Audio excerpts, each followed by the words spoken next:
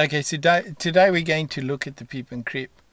And the question is always, when do you use the Peep and Creep? And what makes it work? Why does it work? And the first thing is, the Peep and Creep is used where vision is restricted when you're going onto a road. You haven't got an area, you can't look to the left and right because for some reason something is blocking you. There might be a car coming in on the right hand side, or there might be a truck or something parked right up close, or you might have walls or hedges or something that restricts your vision, and you can't, when you get to the point at which you need to observe to decide whether you can go onto the road or not, you can't actually physically see far enough up the road in either direction, maybe in both directions. So what you have to do is you then have to get to this point, you stop, and you see you can't see. Now, a lot of people at that stage think, well, there's nothing there, I'm going to go. The moment you do that, you're in trouble. So when you get to this point where you have to make a decision whether you're going to go or not, you have to be able to see. If you can't see, you should immediately start thinking, this is a Peep and Creep situation.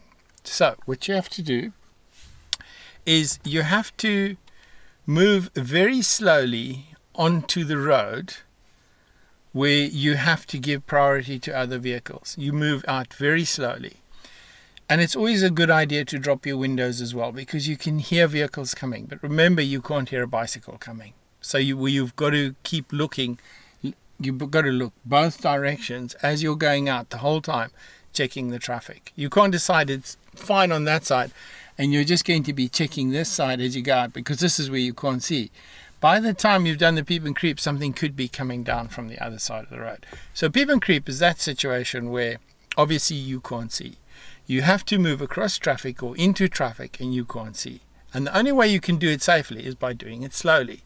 And the reason it works is because when you do it slowly, other cars can see your predicament, because any experienced driver will tell you that if you can't see the driver can't see you.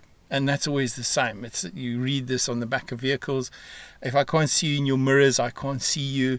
And in this situation, if you can't see the other vehicle, or if you're coming down the road on the road where the people are peeping and creeping onto, and you can't see the driver, you must know the driver can't see you. Now, your sound might alert the driver, but remember, it has to be slow. It really has to be a slow situation. You hear something, you stop. You see something, you stop. Then you can decide whether you go or you don't go. Now, as the vehicle is coming out onto the road and someone's coming down the road at the vehicle progressing onto the road, you have the situation where that driver can decide, can he get past you safely or does he need to stop? But if you jump onto the road, then you get into a situation where he doesn't have a choice to make the decision and he might not be able to stop in time. So we're going to go through the next series of videos. We're going to show you the situation graphically on a white paper with 2 bricks on either side, where we simulate a Peep and Creep situation and explain it to you. And then we're also going to actually watch some video on the physical road, and you can have a look to see how it goes. But the thing you must remember, it has to be slow, and you can use it anywhere. You can use it when you might have to reverse onto the road, or you can use it when you're moving forward onto the road. So it's an either or situation. But remember, it has to be slow. Anything comes, you stop, you look. Then you decide whether you move further until you get to the point where you can clearly see, and then you can make a decision, do you go or do you wait? We've got a situation here where we've got a very tight area and we're coming up to a main road.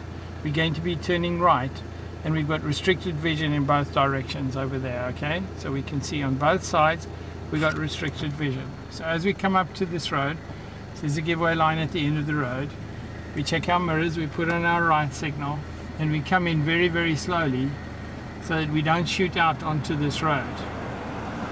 This is a very dangerous situation if you do it wrong. So now we've got our right signal on and we're peeping and creeping as we're going out.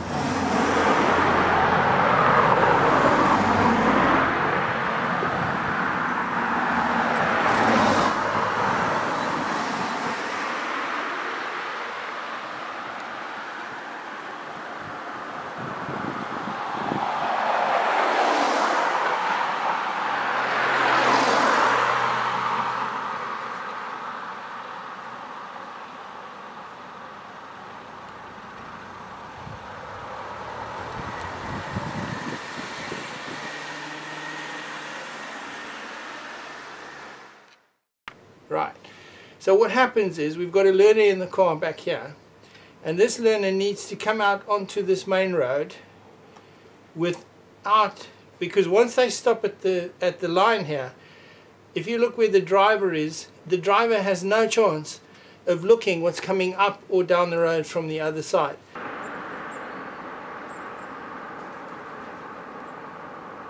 And this car is destined to turn right, so it's got its right signal on, it's come down the road, it's got its right signal on, it has to turn right. Now the principle of peep and creep is the car moves out very, very slowly, and preferably with the windows open.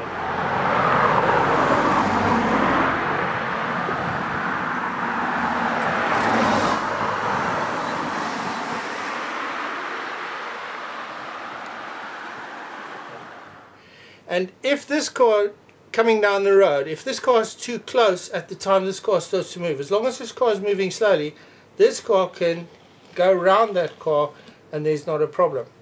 This car will stop if it hears or sees anything. It just stops. Now slowly this car moves out onto the road. So if the car is close, it will go around because it can't stop in time. And as long as this car is moving slowly, they'll be fine and this car can stop.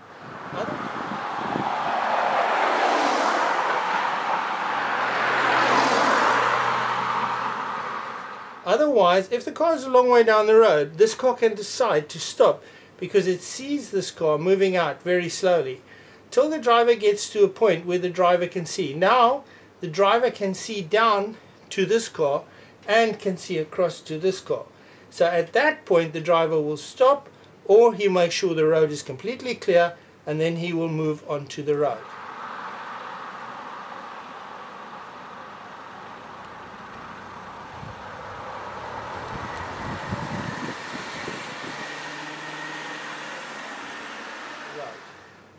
But the great secret of this is peeping and creeping. In other words, a little bit of movement, stop.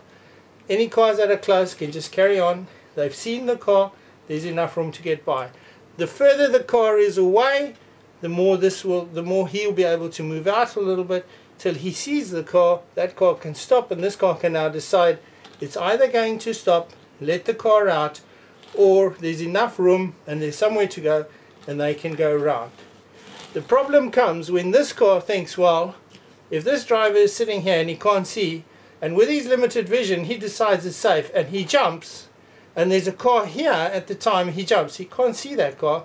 If he goes quickly onto the road, that's going to cause an accident because there's no time to react.